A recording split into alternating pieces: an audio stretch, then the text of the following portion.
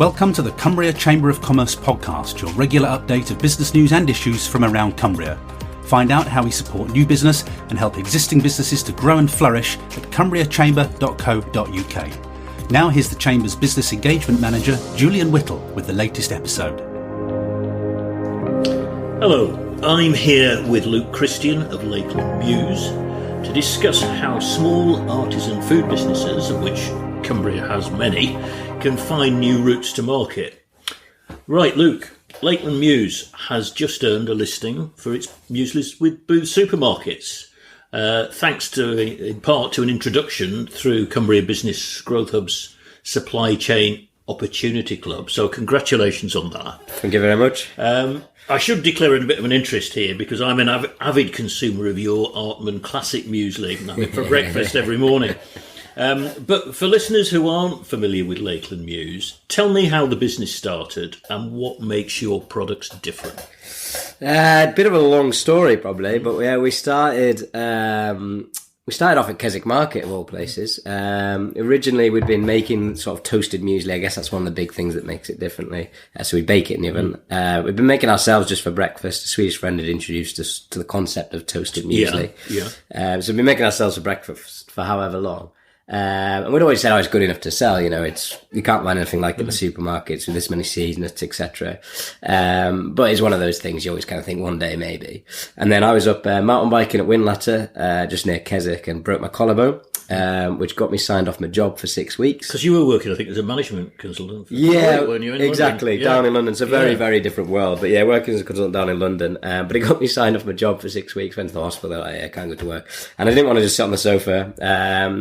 Wanted a bit of a project. It was either learn a language or, have a go with some little, business idea. So, me and my good friend Tim, got together and decided we'll just give it a go with this muesli. So we, cobbled together some branding. Tim was very creative, booked into a spot at like 2 days notice at Keswick Market and then started making it, literally toasting it in our mother's kitchens. Packaging it up and off we went to market, as it were. And then it all just kind of escalated from there, is the reality. So how long have you been trading for? So we've been trading officially for, it'll be 3 years in September since we sort of properly quit our jobs, and decided to go full time with it. Because after that kind of little market stint, I obviously went back down to work. Timo was sort of doing it a day a week because he was working up here. And then, obviously the interest kept going. So we decided, 3 years ago, we'd kind of give it a proper go. And so, here we are, almost 3 years on. Well, we're recording this podcast at your production facility, which is in a unit at West Woodside, outside Wigton. Talk me through the product range. Yeah, certainly. I mean, production facility is a grand term for this, but we've got a little kitchen, there's a little storage area, and there's a little office. But yeah, we've got, I'm trying to think how many we've got now. I think 5 different blends. We've got the Artman Classic, that's our best seller that we started off with. We've got the Total Nutter. That's obviously our nut blend, hazelnuts, almonds and peanuts. We've got a Berry Blast, which we released last year, so a mixture of different berries for people who aren't that keen on nuts. And then we've got the Free Runner, it's called. So that one's so gluten-free. Gluten-free, exactly. And it's also vegan-friendly because we toast all of our muesli in with a tiny bit of honey. Whereas for the Free Runner, we use agave syrup in that one. And then every winter as well, we release, we were just talking about earlier, the Winter Wonder. So that's sort of a seasonal special. In that one. So those are our main ones. We do also have the Tropical Medley online, but we've sort of cut down the production of that one. Okay. So the business is growing, but year on year, how much volume do you produce now and how many people do you employ? So we employ, I guess 3 people part-time. So we've got Josh who's toasting it as we speak. He sort of does 4 days a week. There's another girl who gives us a hand a day a week packaging up. And then there's another couple of people who help, mainly just sort of freelance, helping sell at local markets or food festivals, that sort of thing. And in terms of how much we make, it varies entirely. It depends a lot on orders, and obviously, we do more food festivals through the summer, so we make a lot more. But it's probably somewhere between 600 and 1,500 bags a week. Right. So it's still, it's a small little company, but it's still growing, and so that's good to see. Well, we'll come on to that in a second. But you mentioned you started at Keswick Farmers Market. I think I first came across you at a farmers market. Was that your original route to market, so to speak? It was, yeah. Both literally, yeah. It's I think very low barriers to entry is the reality. You can book in, you pay, market pitches aren't expensive, £25 or whatever. And all of a sudden you're in front of customers. And it gives you a lot of very good feedback because you're meeting customers. Yeah. So then, you meet the first customers, and obviously some people want certain things in their muesli, other people want. So then when you're releasing new products, it's a nice place to trial it without obviously going to kind of the hassle of a listing, as it were, or like you get very good customer feedback. Yeah, because the same people often go to the same market, don't absolutely. they? So they'll tell you next time what they thought of it. Yeah. You get your regulars, and obviously people come back, and as well it gets people meeting the guys behind the business. It's not just a product on a shelf. They're meeting the guys that actually made it in their kitchen, the day before. So I think that sort of thing is quite important. It's got its pros and its cons, in the driving rain in Keswick in the middle of winter. You sometimes question your life decisions. What am I doing? Yeah. Exactly, but it is. I definitely recommend it for anyone, just because it's a good way to get feedback quickly. You also now supply a fair number of delis and farm shops, and not all of them local. I mean, I'm looking on your website, the list of stockists. Some of them as far away as London and the Isle of Skye. So has that been the strategy to grow the business through? Absolutely. So I guess, farm shops and delis, there was a bit of a focus on sort of quality, independent, local food, and that suits us down to a T. That's exactly where we are. So it's worked well for us, that. I guess partly we kind of sell through three main areas. Obviously the markets, food festivals we talked about, the farm shops and delis as well, and then we're also online as well. So probably over a third of our business is probably online, right? Direct to customer. So I guess the market is a good place to get your product out there, and I guess people try it, and then hopefully they'll see it in a shop near them, or they'll go onto our online store and purchase from us there. So and I guess now we're at a stage, and I guess particularly with the booze listing, we're now looking to kind of grow the volume as well. So Right, well, that takes us neatly on to booze. I mean, it's a step change from what you've been doing to supply a supermarket. Why did you decide to do that? And specifically, why did you target a listing with booze? It's a good question. It was a big debate for us whether we supplied a supermarket or not, basically. There's a lot of companies out there that choose not to. And I guess, we've got a good network of independents, and they're very good to deal with. They're great people. They're doing great things. And I guess we really wanted to support them. And I guess that's why it led us to target Booths rather than any other supermarket. We won't be looking for a listing in any other supermarket. Booths is, they themselves would say they're not necessarily a supermarket. They've got great focus on local quality food. And I guess, they themselves are looking for kind of slightly alternative artisan brands. They like to source locally as well from the area that their stores cover. Yeah, exactly. And so we've spoken to other food producers as well who've kind of supply booths and recommended them. And I think that's probably partly the reason we've decided to go for them. Now, the Growth Hub runs an initiative called the Supply Chain Opportunity Club. You attended an event we ran with buyers from booths, which we held in Penrith back in January. I think you've been talking to booths before that, though, haven't you? But was that event useful in opening doors? It certainly was, yeah.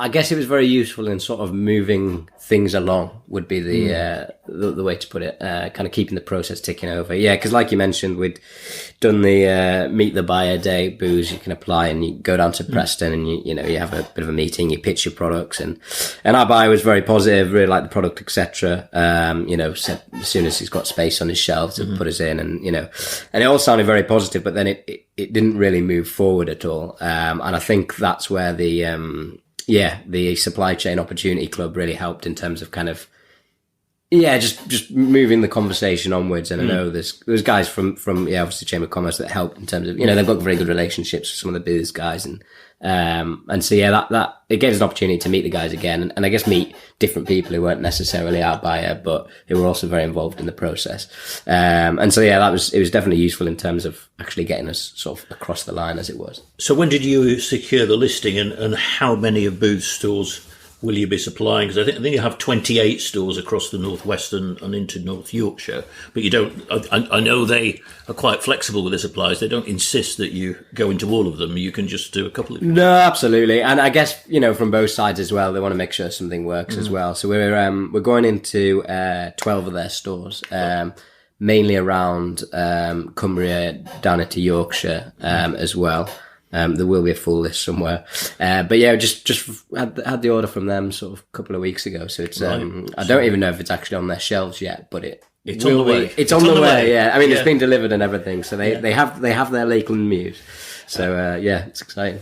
How did you find Booth's procurement process? I mean, were there any obstacles that you had to overcome in order to get the listing? I guess I touched on it briefly before. The first part of it was super slick. You know, you fill out your application and then they, on the basis of that, choose whether to invite you down to meet the buyer. That was a great day as well, down at their head office in Preston. I guess the obstacle we found was then sort of, you've kind of got the provisional yes, but obviously, you know, it's a big store and obviously they've got only so much shelf space, was then sort of getting it over the line and onto the shelf. And I guess, yeah, I mean, the only thing I can say is persistence is probably key. Required. Yeah. You know, it's a case of ping a little reminder email every so often. But there weren't any issues, say, around food lakes, or sometimes supermarkets have particular rules on labelling and small producers fall foul of those when they first try and... No, I mean, I guess from the start, we've always kind of made sure that we are set up to supply retail. And I guess, you know, even if you're supplying... Most shops need it, obviously, to be barcoded. You've got to comply with, you know, FSA regulations when you're labelling and allergens. There's a whole host of regulations you've got to make sure. I guess the only slight difference with booths is things will maybe be going out more often on pallets rather than, you know, a few boxes, basically, that we'd maybe be delivering ourselves. But yeah, it's kind of been so far seamless, he says. I'm sure the problems will come. Well, yeah, I suppose it's early days. But I mean, are there any other differences in dealing with a larger retailer compared with, you know, independent delis and farm shops? I mean, for instance, are there any different requirements around pricing or product promotion? Yeah, I guess I think maybe where an independent would be hesitant to ask for, like, you know, an opportunity to run a promotion for a period of time. I mean, we have just ran one with Cranston actually recently, but I guess the retailers is very much like it's a given, you know, this is obviously your retail price, but it's a given that we will be running and obviously as a supplier, you're then expected to contribute to that, which is completely fair enough. So I guess there's that. And then the only other thing that took us a little bit by surprise, actually, does come back to the delivery thing, is they have a fixed delivery window. Right. So you book in for, I can't remember, this an hour slot or a bit longer. Really? That's not much, is it? Which, you know, for us who kind of, I mean, we're not particularly, you know, super good on planning or preparation or, you know, detail sort of thing. We kind of just rock up to a shop whenever and I guess that for us is a bit of a, I mean, it's part of formalising your business and moving your business to the next stage. So are you delivering direct to stores or do you go to a central? No, so it goes to their central distribution hub in Preston and then they distribute from there. Right. So it's easier for everyone in a sense because, it's only one delivery going out from us. Okay. I wondered, have you taken advantage of any other services that the Growth Hub provides, particularly sort of those tailored for food businesses? I mean, their workshops, their training courses, and their one-to-one sessions with a business advisor. Yeah, we have actually. We had, when we first started up, had a meeting with one of the advisors in terms of supporting us through, I guess the challenges you face in starting up. And then particularly useful for us was we went down to there was a training course on, I think it's called Developing a Plan for Business Growth, something like that, down at Castle Green, that's the one, in Kendal. And so that was, that was super useful. I think what we've found particularly, and I'm sure other business owners, and sort of other startup guys can relate to, is when you first start up, you're so busy in a sense of, you know, particularly maybe it's a food thing, but you're so busy making the food, trying to sell the food, etc., that it's quite hard to almost take the time away from your sort of day-to-day business, as it were, to then kind of develop that plan for growth, or kind of maybe take a step back and look at the bigger picture. I think more from just kind of a time and headspace perspective. So that was a super useful opportunity to do that as well. Great. And finally, what advice would you give to other small food businesses looking to find new routes to market? Well, I don't know if I'm in any position to be giving advice out. I guess for us anyway, just try different things. You know, like we maybe originally started, you know, through the Marcus Food Festivals, but that was never necessarily long term. But half it's just going around knocking on doors and trying, like going to hotels and see, you know, is this something you can do? And be very persistent with it all is the reality. I mean, the Booths example is a good example of that. But I guess just don't necessarily pigeonhole your business into one sort of route to market, as it were. Customers buy products in a range of ways nowadays, and online for us is a massive part of our business. And I think that's a good example of that is you need to be very flexible in terms of how you do get your product in front of people. And I guess I'm obviously a bit biased because that's how we do it, but I would argue that a blended approach works well because, the Market Food Festival is important for people meeting the people behind the business, getting the story, etc. But actually, then it's good if that's backed up by, a network of shops or, the ability for the customer to then go home or return back after a holiday in Keswick or whatever and, buy the product online or from a shop. So, I'd argue, just try as many channels as you can, would be, and be persistent with it. It doesn't come easily. We've now been joined by Eva Chua, the Supply Chain Development Manager at the Growth Hub. Eva, it's great news that Lakeland Mues have got a listing in booths now. That's the whole point, though, isn't it, of the Supply Chain Opportunity Club, to open doors for businesses looking at new markets. Absolutely. It gives our members access to a host of business development opportunities to help them win more work, to raise their company profile, and also to encourage them to grow their business.